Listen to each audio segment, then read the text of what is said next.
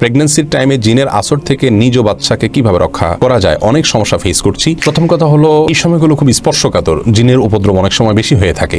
আপনাকে আমরা পরামর্শ দিব, আপনার বাসা থেকে হারামের কোনো লেশ থাকলে সেগুলোকে আপনি বের করে ফেলুন। ধরুন টেলিভিশনে আপনি হারাম কোনো জিনিস দেখেন বা আপনার পরিবারে কেউ দেখেন, টোটালি বন্ধ করে ফেলুন।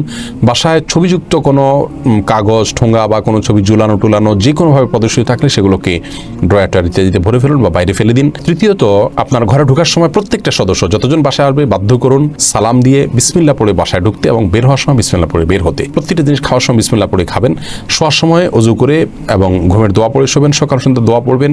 এর পাশাপাশি আপনি সূরা বাকারা এটা উচ্চ ভলিউমে বা যতটুকু আপনার শুনতে সুবিধা হয় ততটুকু ভলিউমে মোবাইলে বা কোনো কিছু বাজিয়ে আপনি রেখে দিবেন, বা উচ্চস্বরে নিজে তেলাওয়াত করতে পারলে আরো ভালো। আর রুকিয়া অ্যাপ আছে, অনেক রুকিয়ার অ্যাপ আছে যেগুলোতে শুধু কোরআন হাদিসের দোয়া এবং আয়াত আছে শুধুমাত্র, সেগুলোকে চালিয়ে রাখতে পারেন বাসা বাড়িতে। ইনশাআল্লাহ বিদিনিল্লাহ উপদ্রব অনেকখানি কমে যাবে।